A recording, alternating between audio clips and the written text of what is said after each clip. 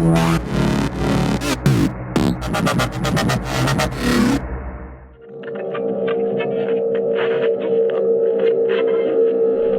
take care of our people and our workers, we must replace the present policy of globalism, which has moved so many jobs and so much wealth out of our country, and replace it with a new policy of Americanism. In this present crisis, government is not the solution to our problem. Government is the problem. From time to time, we've been tempted to believe that society has become too complex to be managed by self-rule. That government by an elite group is superior to government for, by, and of the people. You're listening to the Liberty Brothers radio show. Now here are your hosts, Jason Van Taten and Jim White.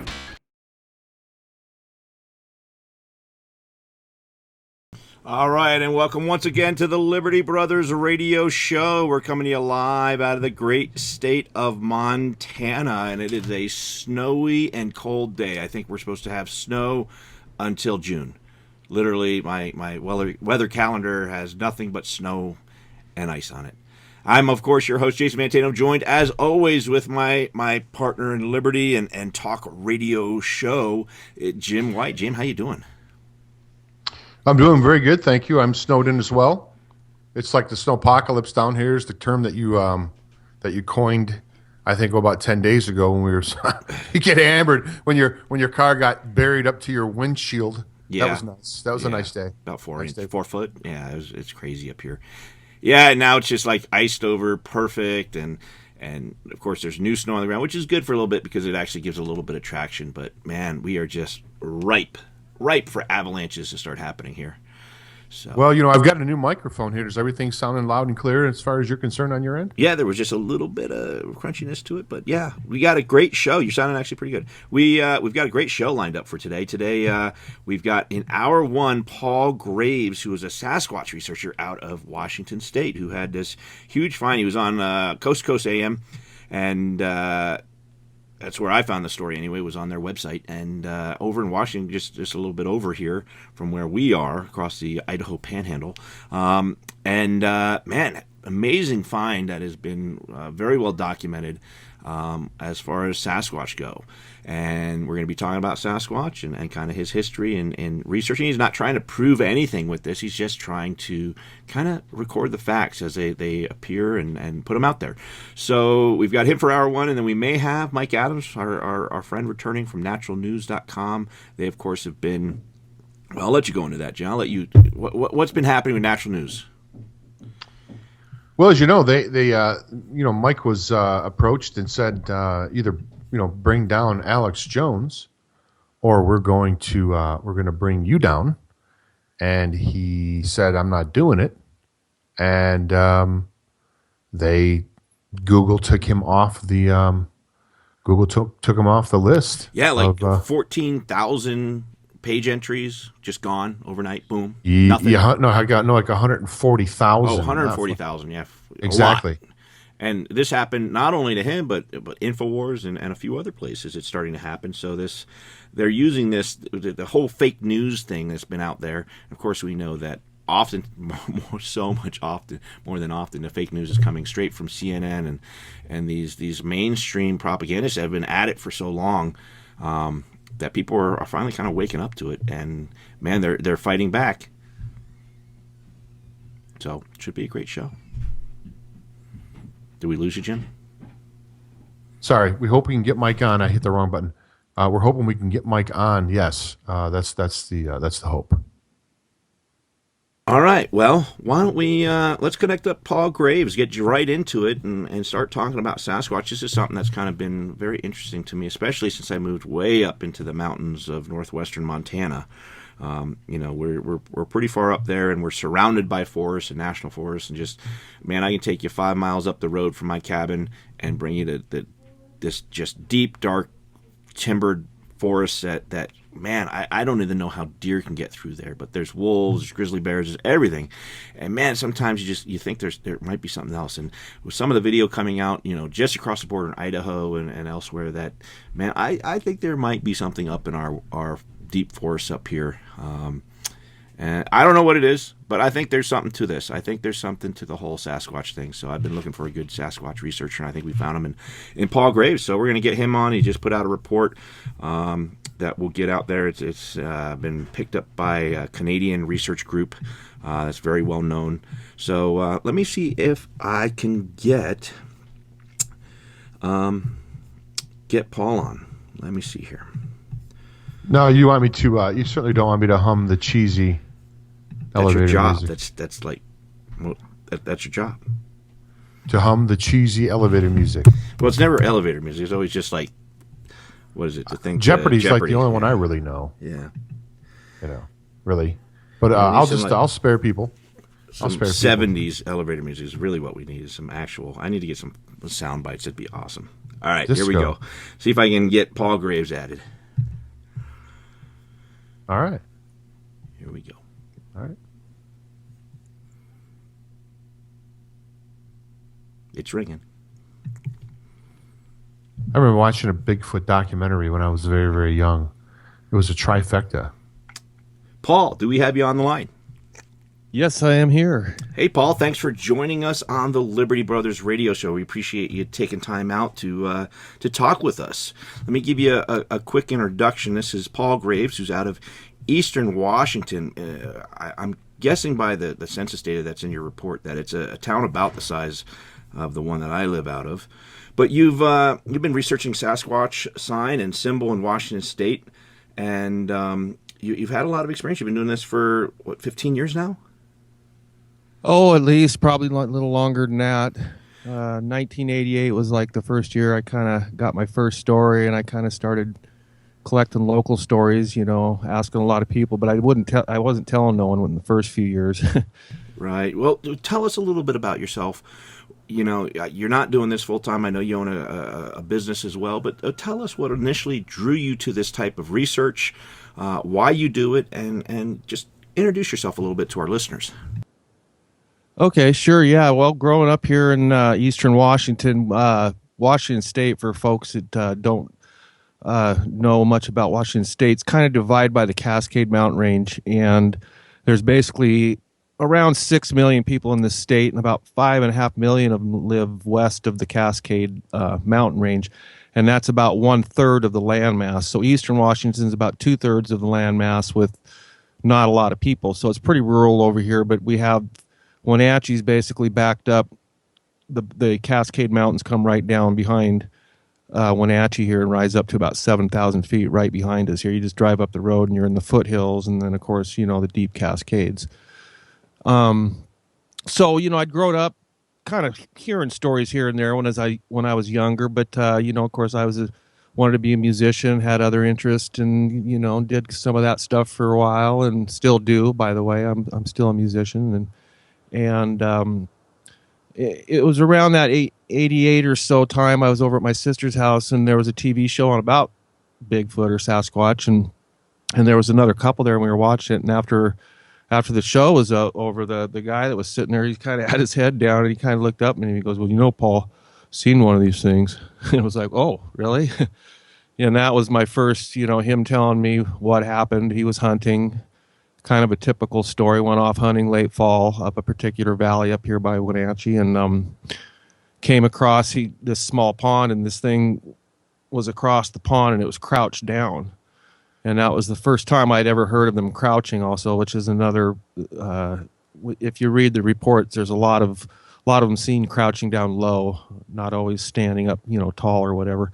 So after that, it was just like, wow. And, he was, of course, local. So basically, I just started asking a lot of people in the first few years into the early 90s and so on. And then I got in a band, and I was signed to a Seattle label, and we played over there. And my first Bigfoot song I actually wrote was from that band, Moss Dog, called Mountain Monkey.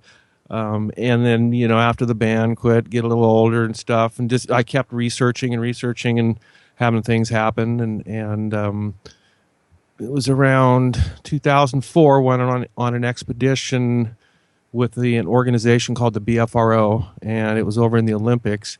And that's the first time I'd met other people that were also interested in this. And I didn't really realize, at the time, I thought I was kind of over here, nowhere land by myself, thinking, oh, there's something going on, but I can't tell anybody. But I'd met a lot of people and realized, whoa, there's a lot of people, other people that are, seeing and hearing and doing the same thing. So, yeah, it's kind of a hard one. It's enjoyable for me because I love going out in the mountains anyway. I spend a lot of time out in the mountains in the woods. Me and my wife own some property up on a 4,000-foot tall mountain.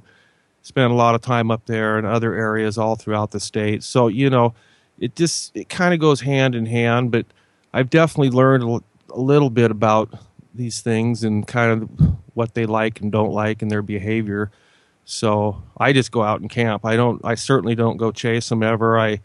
The best way to have an encounter with a Bigfoot is just to go out and act normal and sit in your camp for as long as you can and don't scream, don't do any of that kind of stuff. And sooner or later, you'll have an encounter whether you know it or not. So, well, go ahead, Jim. Go ahead. Well, Paul, I was going to ask. Well, hey, Paul, thanks for joining us. This is Jim. Oh, you bet. Jason's Hi, co-host. Jim. Yeah, Hi. you bet. I was wondering, my question would be, well, I have many, but my first question would be, you talk about encounters. Has there ever been any proof, as far as you know, any reported proof of any anger or aggressiveness from the Sasquatch towards human beings? Do they consider us sort of cousins, or do they consider us dangerous and enemies? I know you don't know their mind and you can't get inside their mind. But if you had to take you have to take a good guess. No, that's a great question, and actually, there's evidence on both sides of the coin on that. On one of my talks, I gave harassing and helping was the header, and there's actually stories of hunters and woodsmen or people being out in the woods that have broken a leg or got disorientated or whatever, and was actually picked up and helped back close to safety. Now, on the flip side of that, you're talking about aggressive. Yes, that's one thing I want people to understand. There are numerous reports, and people say, a lot of people say, the Sasquatch is nice and everything. Well, the Sasquatch, first of all, there seems to be some kind of connection. I'm not saying that it's a human; it's its own thing. A Sasquatch is its own thing, but there's something going on where when people see them. Like for instance, out of my database, well over 90% of the hunters that have had them in their rifle scopes or whatever, they couldn't shoot it because it looked too human, especially in the facial areas and the way it would grimace and stuff like that. So, but yeah, I've got one of the best reports I have was actually given to me by a Forest Service guy that worked up a particular valley. It's actually the same valley where I got my first report from. And it was basically a prospector that was up this lonely little valley, and he basically was sleeping just on the ground. He wasn't in a tent, and he got picked up and rolled around in a sleeping bag for about 2 or 3 hours one night. Came out of that valley, past that Forest Service guy, and vowed never to go back up there. And he said he wasn't sure what it was, but it was big and hairy, and it stunk, and it basically played with him like a rag doll in his sleeping bag. And I got a couple other stories of people getting drug out of their tents and things like that. So yeah, but then again, I don't know exactly what's going on with that, and people might go, well, are all Sasquatch mean, or is it just one, a couple? And then I think, well, I don't know. Any species is going to have, yeah, ones that are good and exactly. bad. Thank you. Yeah, I was kind of getting there. Whether it's an animal or a human. There's definitely going to be the nice ones and there's going to be the mean ones. And so, could be something like that. I mean, if you look at, humans, for instance, I mean, we kill millions and millions of animals every year, and so, but who knows, this is all conjecture again, you don't know exactly, but yes, there are stories of people both getting helped and harassed by them. And even stories of people going missing by the possibility of the Sasquatch taking them. I know from my area up here, there are Indian stories of that. And I'm a volunteer for Chelan County Search and Rescue. And a couple years back, there was a lady that went missing a mushroom picker. She was well known. She's like internationally known mushroom lady. And it was up the same valley I'd been researching for years. I mean, within less than a mile from, and some pretty bizarre things happened after she went missing. Some really bizarre things. Stick structures that appeared at a camp that was like no one knew where I was. It was like a brand new camp I'd made in the woods, and some very strange things happened. Right where the dogs last lost the scent of her, right there, I came back 2 weeks later, and there was this tall, teepee-looking structure thing that was placed right there where right with the tape was still there and everything. And then straightly right across from that, if you go right across that valley, well, this was a really strange one, put it that way. A lot of really weird things happened with this one. I'm not putting the two together again, but it was just really odd that I'd had a lot of things happen Sasquatch related, and then someone goes missing, and it's something. I don't know. Was the person ever found? Were they able to? Oh no, discuss she's what never. happened? Nope, she's never been found. Her metal picking bell's never been found. Her walking stick's never been found. Man, I'm a member of the search and rescue crew up here too, and man, it's just. I think a lot of them think that, well, if there was something like a Sasquatch out there, we'd know about it, we'd see it. But I don't think they understand how remote and how wild some of these rugged areas are up here in the Northwest. Oh, correct. Yeah, and if they are utilizing the underground areas at all, which would be easy to do with their strength and everything, people just underestimate a Sasquatch in general. I mean, this latest track find is a perfect example. What I saw, what this thing did in the snow, has been witnessed, through many reports and everything. But I saw the evidence in the snow. Like how far this thing, one step between heel to heel was 13 feet, for instance. And that's something like a human just couldn't. Oh, you couldn't fake it if you wanted to, because we don't physically have the. I mean, you have to be on stilts or something. No, the initial trackway was anywhere from 4 to 6'2", heel to heel. That's one step. That's not a stride. It's a step. And I'm on snowshoes. Like I said, we own property, and I do concrete work, and so I have my winters pretty much off. And so I do a lot of snowshoeing and tracking, and I'm in the mountains a lot. And so, this trackway was so perpendicularly straight. I mean, it didn't look like it varied out a centimeter for a mile and a half. And being on search and rescue, you would be trained in how to properly track. Exactly. And I'm self-taught on a lot of that, and then I've been taught by other trackers and people that learned how to cut sign. One guy worked for one of the presidents, of the United States, and I spent 2 days with him. I mean, that guy could go into a forest, and it was just amazing, And no, and 6 feet heel to heel with absolutely no drag marks in between, and perfectly in line, and in the shape of a footprint. It's got the heel strike. You can definitely tell it's a left-right. It's showing bipedalism. Yeah, and then can't you extrapolate? Isn't there some geometric way that you can say the stride is a certain length, so they must be like so tall? I think there's a way that you can. There might. Stride. It's got to be. That would be with humans, though, right? I mean, we don't know exactly what we're dealing with. Exactly. That'd be the variable. Thank you. That's the variable. You see, it's like like I said, this thing in the backyard at the second location jumped or walked from one heel to the next 13 feet, and then it went into some 6-foot steps, perfectly in line, heel to heel, and then it took 2 10-foot steps. And the homeowner, this retired couple, he looked over and he goes, "Well, my motion light's right here." And they have deer that walk in their backyard all winter long. There was a big trail, a deer trail that went in their backyard. They don't have any back fence, and they don't have any side fence. So the deer just walk from the street. Literally, it's this little neighborhood that was put up on the shoulder of this mountain, on the outskirts of Wenatchee, is where it happened. So, it's even though there's houses around, you're still pretty much, in the wilderness. You're on the shoulder of a mountain, and it would take 5 minutes, and you're going to be in the, where there's nobody. So it's, but yeah, this trackway showed amazing stuff. I mean, just by what it was doing and what it looked like, it had actually possibly gotten a house cat or a small cat, because there was cat prints coming from underneath this guy's deck, and he doesn't own a cat, and they literally came within a couple feet of the tracks, and then the cat, and they were only going one way, and then they disappeared.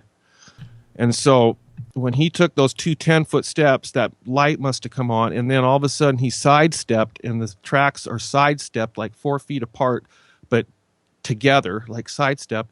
Then there's a small retaining wall on the back of the property, and he jumped off that, and they were going east, and then he like must have turned in midair or something, and the tracks are pointed more north, and they're side by side with a big drag mark in between them, this huge drag mark. And that's literally where the tracks disappeared.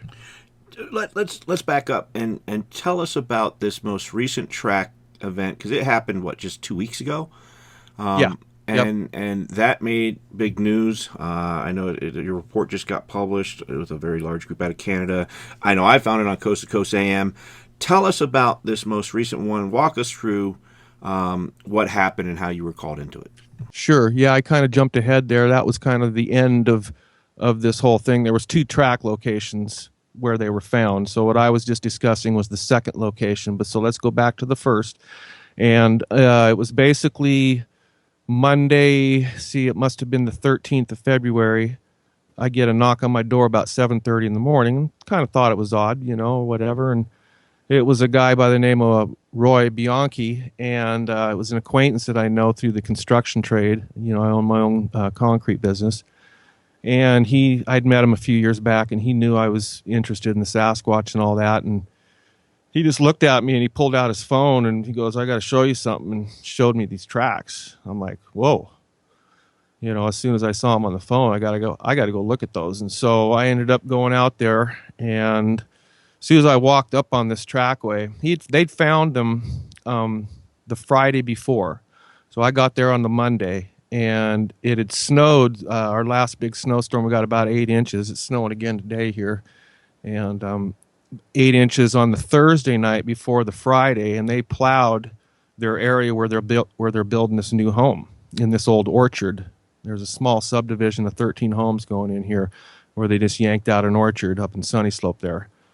So, I arrived, and as soon as I saw him, I kind of got a little chill, because I knew right away that I was looking at something different.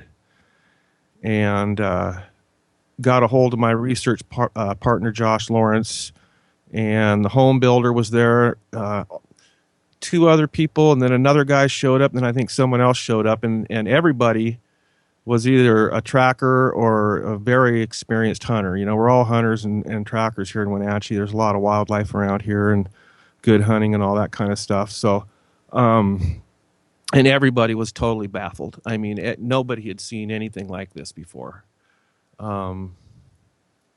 Scratching our heads. So basically, we started tracking it. Roy's son apparently had gone to the newspaper and alerted them of the situation, and some guy from the newspaper ended up showing up when I was doing my investigation. So we just carried on and tracked it through this field, out of one orchard into a field, down around, in an arc right around that new house they're building, in a perfect arc. Keeping this perfect line, the whole way with no kick up or anything, within a few hundred yards of Highway 2, actually, that goes into Wenatchee or heads up towards Leavenworth and Seattle. And walked in, went around the house, and then there's another orchard on the other side of it. Walked into that, walked through that orchard, and as it would hit branches, it didn't walk around the branches. It walked underneath the branches. And people that have been researching the Sasquatch thing know that the Sasquatch can go down really super low to the ground. They're not just always upright. They've been seen many times down low, especially since we've gotten thermal imagers and stuff. They will a lot of times crawl in close to your campfire, and they'll be on their hands and knees, and they'll be like a foot or 2 off the ground. And they've even been seen like levitating, like almost their arms out in front of them. A lot of reports, like if they run across in front of you, they'll be running, and they're almost vertical. They're leaned over like a well, a ski jumping off those big jumps, Wow. they do in the Olympics. Yeah, kind of looks like that. And so, it's probably their strength or something, but yes. And so when the tracks did get to the branches, it went from the 5 and 6 foot step down to a much shorter step, almost like a little bit of a shuffle. And then boom, as soon as it cleared the branch, it was right back into the 5 foot, 6 foot step. I have a question for you, if I can. With all the proliferation of cameras these days, trail cams, cell phone cameras, GoPros, and whatnot, is anybody really, to your knowledge, been able to get a really, really good video or even a really clear photo? I mean, of something that, that resembles. I know there's been, I remember watching a movie when I was really, really young. It was a trifecta. It had Bigfoot, it had Loch Ness Monster, and the Abominable Snowman. I think it was a triple feature. Anyway, I've often been very, very intrigued by Bigfoot or Sasquatch. I'm just curious to know these days. I mean, cameras are everywhere. Have they got anything on video, as far as you know? Yeah. Oh, yeah. Yeah. There is. Yes. It's hard. It's hard anymore. Ever since the reality of YouTube. So YouTube, has the pros and cons, of course, because now it's become so full of easy to make either a hoax. It's hard to discern from the real from a hoax. But yes, I've actually got a really good game camera picture of one from about 2 feet Paul, away. I want you to hold that thought. We've got the music playing. We've got the commercial coming. Sure. So we're gonna recapture that thought right on the other side of the break. Folks, stick with us. You're listening to Liberty Brothers Radio Show. We'll be back. We've got Paul Graves, Sasquatch researcher, joining us for the first hour. We'll talk to you on the other side.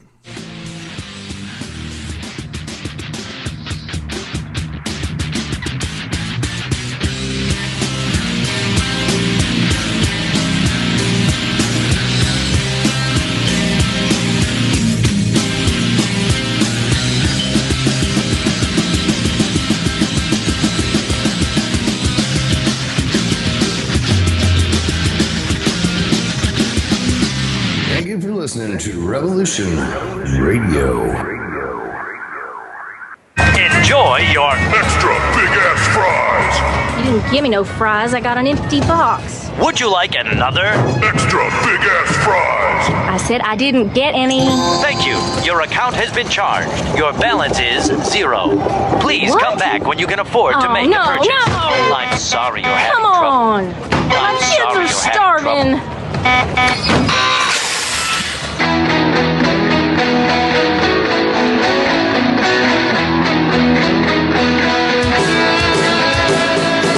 Thank you for tuning in to Revolution Radio. Here at Revolution Radio, we believe in freedom of ideas, freedom of speech, but above all, we believe in freedom of existence through self-reliance. This station is 100% listener-supported, and as a fundraising promotion, I have a kick-ass free gift for a $100 donation.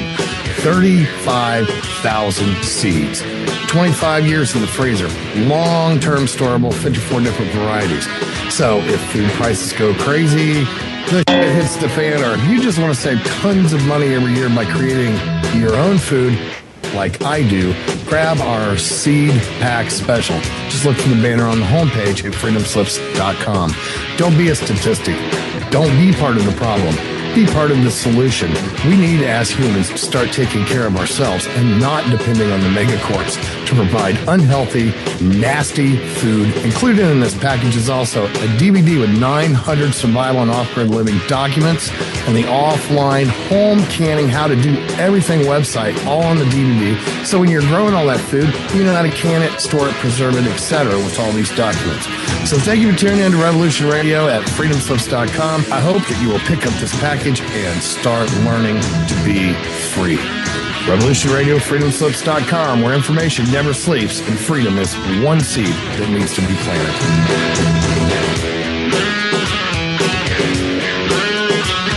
What we do in life, it goes in eternity.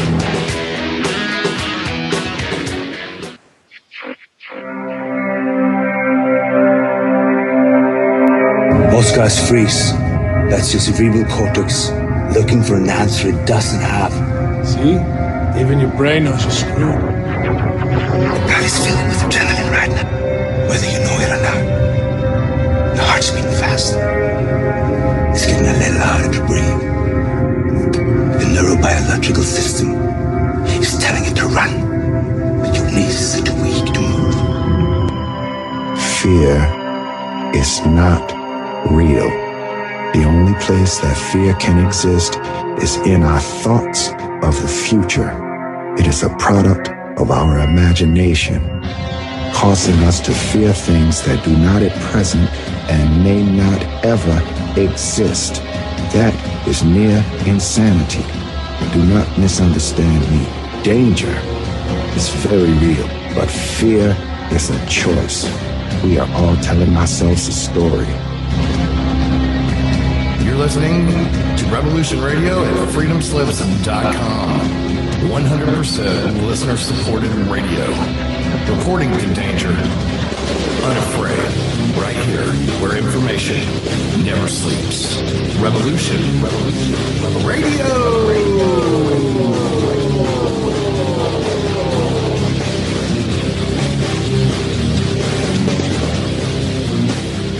The opinions expressed on this radio station, its programs, and its website by the hosts, guests, and call-in listeners or chatters are solely the opinions of the original source who expressed them. They do not necessarily represent the opinions of Revolution Radio and freedomslips.com, its staff, or affiliates. You're listening to Revolution Radio, freedomslips.com, 100% listener-supported radio, and now we return you to your host. Folks, welcome back to Liberty Brothers Radio Show. I just want to quickly remind everyone to help support Revolution Radio. If you love what you get here, you got to help chip in and keep us on those internet airwaves. We have raised $2,283 of our $2,800 goal this month. So please, if you love what you get here, everything from Aliens and Agenda 21 to Sasquatch like we got today, or alternative news stories like we have coming hour 2, do your part. Go to freedomslips.com and click on that donate button. Also want to encourage everyone to help support this show directly. Go to ionsilver.us. Any of those ionic and colloidal silver products help to directly benefit this show, and also foodforliberty.com. All right, we're just going to get right back into it because this is such an interesting interview. We've got Paul Graves, Sasquatch researcher from Washington, and we kind of left on a cliffhanger there. So, Paul, pick up right where you left off. Okay, where were we again? What was this? Where are you at? We were talking about the new find, and we basically, you had been talking about some of the behaviors that were happening. Sure. Okay. Sure. I just wanted, yeah. So one thing I wanted to let the folks know was the first thing we looked for, of course, was possible other animals, like bounding. You know, a lot of animals will bound in the snow. Deer will do it, cougars, coyotes, smaller animals like rabbits and such. There was no animal tracks seen in it. You know, we blew some of the snow off the best we could. The reason some of these tracks were preserved is because it had snowed into them a little bit during that one snow, and then we got a freezing rain after that, and it kind of like, you know, held the shape a little bit. And so we looked for any animal bounding tracks, and there was nothing of that sort. And then, of course, the snowshoe theory, some people said, well, it was just someone on snowshoes running, you know, and that's impossible. I'm on snowshoes almost all winter, and it was almost comical because I kind of tried to do it while I was there and not even getting close. And, you know, humans just can't keep that perfect straight line like that. So, you know, I've even challenged someone, if you can show me how to do that in snowshoes, you know, I'll look and listen, but I just don't think it can be done. Let's talk a little bit about some of the structures that have been found. That's kind of new information for me. I've heard a little bit about these nests and some of the structures, but it demonstrates kind of a hand mobility that animals just don't have. And I also want to address, a lot of these videos I've seen that really have intrigued me have come out of like northern Idaho and kind of this neck of the woods, and a lot of them are hunting videos. One in particular was an archery hunting video, a guy who has a pretty well-known series on, and they came across, and they just put it out there because they felt it should be shown. They didn't want to comment one way or the other, but just put out the raw footage. And man, I got to tell you, it looked like some sort of undiscovered ape, but yet it's not an ape because apes aren't bipedal, right? They don't walk on 2 feet upright like we do, not all the time anyway. They might be able to do it for a short distance. So, correct. Discuss a little bit. Discuss a little bit about these structures that we find, these different structures, and then going a little bit about the biology we find with the tracks. Obviously, they're bipedal. They're walking upright. What are your thoughts there? Yeah, so the stick structure thing is really interesting to me because I got into that aspect of it about 10 years ago when I was contacted by some people that lived in the Granite Falls area of Washington State. And they were having multiple sightings. Your basic stuff, screams were heard. A lot of times when the local siren would go off down in town, the thing would kind of scream after it. And so we walked out under their property. They owned like 25 acres there, and they had a nice yard and thick bushes, and then it was just real thick forest, western Washington forest. And we went in there, and immediately we started noticing these small looking, what all I can say is like teepee looking structures that were like anywhere from a foot to maybe 3 feet tall, and they were all come together, and then at the top there was always a stick going horizontal through it, kind of holding it together, a keyway or something. I don't know, but they were really odd. And we talked to the owners and asked them, "It's like, have you guys ever seen these, or did you make these, or what's the deal here?" And they hadn't, and it was a surprise to them. That was the first indication that possibly these Sasquatch can, utilize sticks and stuff like that, which, I mean, that's what's out in the forest. I guess they got to do something, sometimes other than leaving just tracks. And, if it's a biological thing, then it's going to do more. And since that time, I'm pretty positive that they do this stuff because of some of the stuff that happened to me up this one particular valley when all this stuff appeared after being up there. And it was right over where I'd broken a bunch of branches off to get my little one-man tent in this one little area in this thick forest area. And I came back 2 weeks later, and I was with my research partner. And when I go researching, I always take my guitar with me.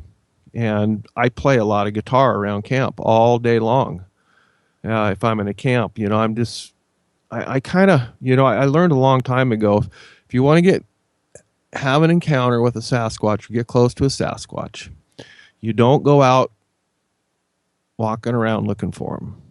You're not going to find them. But there's ways that if you sit tight, I know it's weird. A lot of people, can't really understand this, but it really does work. And you stay in one area and you do certain things, which is basically just kind of act normal and be a happy-go-lucky type of camp. In fact, if there's women and children in the camp, it's even better. Your chances go way, way, way, way up. That almost makes sense because I've heard it said out here, at least in Montana, if you've gone out hiking into a wilderness area for at least 30 minutes, you've had a mountain lion watching you. You're never going to see that mountain lion. You can try all day to find that mountain lion, and you're never going to see it. But it's there. Statistically, it's there. I would assume it's very similar to that. Correct. And so if you have a Sasquatch who's, probably the master of the forest, they've lived out there forever, they know how to deal with some things that humans just forgot how to. And especially even now, since the computer age, I think it's even worse. My generation, we still learned how to go out and hunt and trap and do some of the things and, take care of you, survive, off the land, kind of, make some of your own food, can some food up, do all that kind of stuff. And now, although some of that's coming back, it really is. And I'm glad to see it. But still, I think that some of the youth is missing out, on some of we're losing some of those abilities, those natural abilities to read into some of that. So. Paul, this may sound like an odd question to you, but when I was back in Michigan, on the radio station, there used to be a guy that came on called Stan Johnson. He was apparently he was apparently a Sasquatch researcher, and he would claim. Now, this is what he would claim. He would claim that the Bigfoot was an alien. I don't mean like coming across the border illegally. I'm talking about like from outer space. Alien. Is what he was talking about. Have you heard any reports about that, or is that sure. I'm sure it's not the first time you heard of that. Can you flesh that out a little bit? Well, yeah, basically, there's almost, there is almost two camps really out there with the Sasquatch, I guess, in a sense. There's the true hardcore, flesh and blood kind of camp, thinking, this thing's biological, it's terrestrial, it lives here, which I think. But then there's the other group that, thinks that they are connected to the UFO phenomenon and possibly even more. You get into the paranormal aspects of the Bigfoot, which, I think as a society too, the word paranormal still scares a lot of people, and it really shouldn't, because if you break down the word, para just stands for part or partial. So really the word could be part normal. So there's a normal part and there's a part we don't understand. And I don't know why so many people get upset about that, because you shouldn't get upset about something. Every day there's new things we're discovering with science, and so all you got to do is get a lawn chair and kick back at night and look up in the sky. I just think there's a lot more out there. But I keep an open mind on it. I just know that people have sightings right here on Earth, on the ground, in certain areas, but there's definitely certain things about these things that are always keeping you scratching your heads. I mean, some days I feel like I know nothing about them.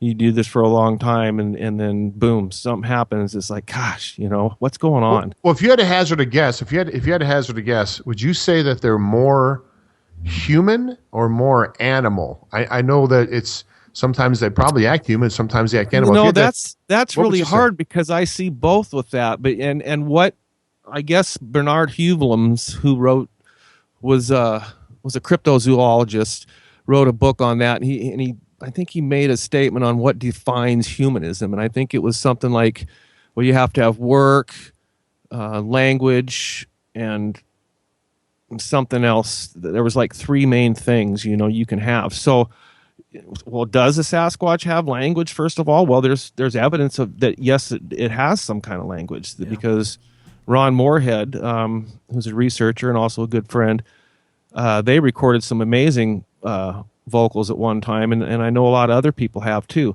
And then, do they have some kind of society? It's even to the point now where some of the great apes, some of the people are starting to get to the point where they really should be treated better, than the way we've treated them for a long time. And I think we're learning about our animal kingdom more and more, I think, all the time. We thought we learned about it, but we didn't, and there's so much more that we can learn from our animal kingdom, still today. Sure. And once we understand that better, I think it's going to give us maybe a better understanding on anything that's possible out there, Hey, Paul, if me and Jim were to come out, we were talking about maybe trying to go out there and experience this. And we're only a couple states over, maybe sometime this summer we could set something up where we decide to go out on an expedition and see if we can bring some in. What would you think about that? Oh, yeah. All right.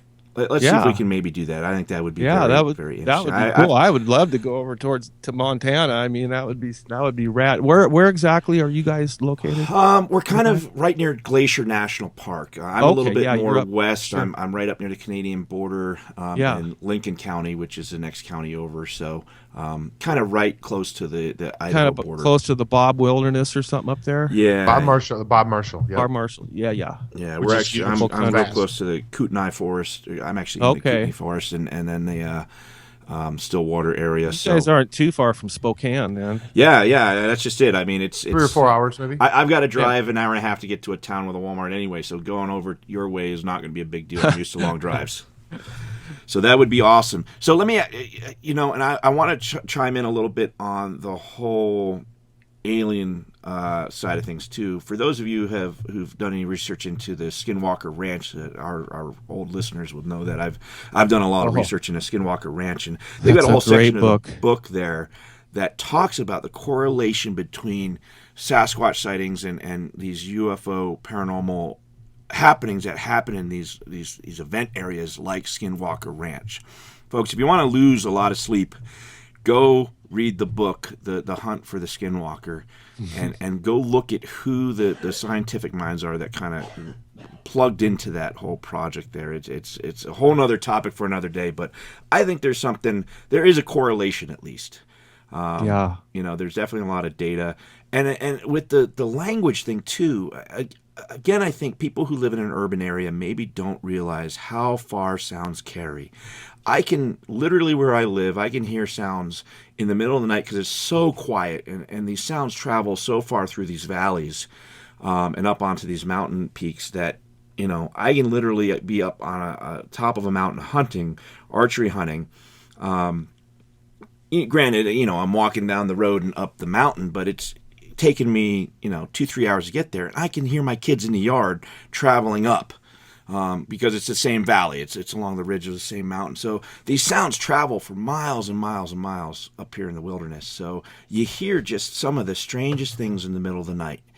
And some of the smells you come across, it's just, I think there's more out there than we want to believe in. And maybe it's a hybrid. Obviously, it's not your typical ape because it's not moving the same. The body mechanics aren't the same. It is standing upright. And there is a lot of evidence there. Now, that's what I think it would be. It would be more of a hybrid, and that's kind of pointing that, we always had a lot of different hominids that walked, but I wouldn't think it would just be like a relic hominid, like a Gigantopithecus or whatever. I think we're looking at more of some kind of hybrid. Well, Paul, if I can jump in real quick, what do you suggest? I mean, I don't think it happens very often, but what is the general consensus from your research and the people that in the circles that you hang with, if you were actually happen to run into one or could become face to face to one or close enough to one where you could interact with it in a manner? I mean, is it just like a bear? You just act non-threatening, I would imagine, and or you don't think that happens very often? We don't have to I don't know. A face to face with one of these things in the daytime, you can probably say what you might do, but it could be a time to change your clothes type of situation. Because they could tear you from limb to limb. They could probably tear you from limb to limb. Totally, and so it would be hard to really say exactly what I would do. I would definitely try to be as calm and probably as possible, and I would probably put my hand up and say, "Hi." You mean, what do you do? There's a lot of evidence that these things do live in family units. They've been seen with younger ones and shorter ones, and even the shorter ones have been seen playing. And so, I'm going to treat it, I guess, like I would treat any other animal or person that I first see, as long as it's not being aggressive towards me. I mean, there's a big difference. But if it's just walking by and it kind of glances over and looks at me and keeps on going, it's like, well, hey, that's a rare event, and I'm just going to take it in the best I can. Paul, what are some, for someone that wants to go get more information that is concise and as unbiased as possible, and just want to do some good research? What are some of the best resources out there that you found for people to get good information?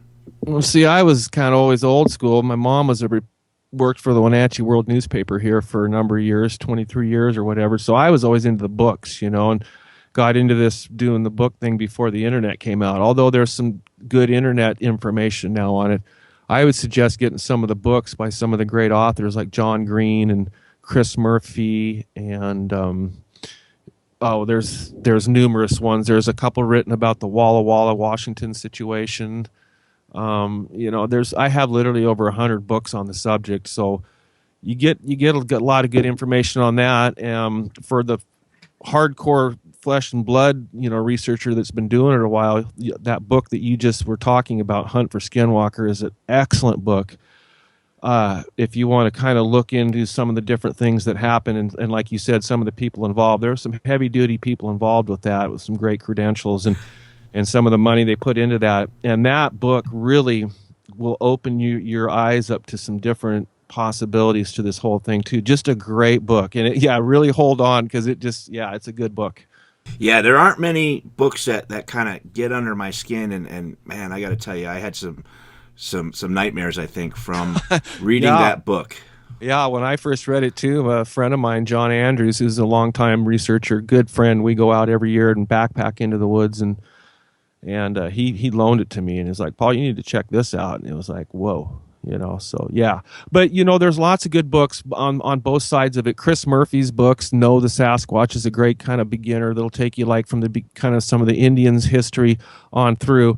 And all the places around in the West, all of the Indian tribes have a history with it. Like here in Wenatchee, for instance, the Wenatchee Indian tribe, who once lived right here, their name for the Sasquatch was Chonato or Chonito, which means night people. So there again is a reference to a people, not an animal. All the tribes looked at the Sasquatch as another kind of people and not another animal. That was going to be my last question. It was to ask you to kind of go into what the indigenous people here think of, when it comes to Sasquatch. They all believe it around here. I mean, you've got the great Yakima Nation just 100 miles south of me, and then you've got the mighty Colville Reservation 80 miles north of me, and numerous other reservations on the coast, a lot of reservations in Washington State. They set aside a pretty good amount of land, and they all, of course, believe in it, but they take a different look at it and aspect. They don't really get too excited about it usually. I mean, there's some of them that do or whatever, but it's kind of a live and let live thing with them, and it's interesting. There's always a lot of sightings around reservations too, and I don't know if that's because the Sasquatch knows that the Indians live that way more compared to white man, and they know that maybe they'll be safer out in some of those areas. I don't know, but there's an interesting correlation there also. Okay, anything else you want to add about this last experience, or just want to talk about? We're coming up on the end of the hour. Yeah, no, this this last trackway. Thank you. By the way, you did get the link. Chris Murphy was kind enough to publish this, and there's a lot more photos and the complete report. And I urge people to read the report. And I'm going to be adding more photos and more text as I get it done. But no, this trackway, pretty much after investigating it for a total of 5 straight days with multiple people, I'm pretty much 100% convinced that it's the real deal. Especially after getting the track in the dirt. I mean, I know it's a real deal. It was a footprint with toes. I mean, it was, and I have that cast, and that's on the paper too. You'll be able to see that. So pretty compelling, but it's a rare thing. I mean, these trackways are rare, but we've also had the worst winter here that I can almost remember. Growing up in the 60s and 70s, I remember we had a lot harder winters, but this winter was just like that. It's been a bugger of a winter. And so, really, and all the deer come down into town, and there was multiple deer that were hanging out in this particular field too. And it almost looked like it was stalking a deer as it was walking along, because there was shorter steps, and then it would stride out, and it kind of looked like it was following something. But so we've had a super hard winter, and one just could have come down, maybe to get a deer. I don't know. I know they follow deer around a lot. There's a lot of stories of them following deer and elk around. So, what do you think happened to the cat? Do you think he just picked it up and pet it, or you think that cat's dinner? Oh no, that cat would be. Yeah, that would be food for him. I would some think. Chinese food for the Sasquatch. Well, the way it landed, the last tracks, so it's going through the yard, and it landed sideways, and literally at this point, the feet are side by side.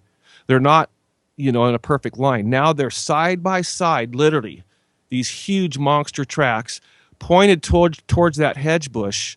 And both the neighbors came out on both sides, and there was no fences in between all 4 of those lots there in the corner, and it was right in the corner of those 4 lots, and those tracks literally disappeared right there.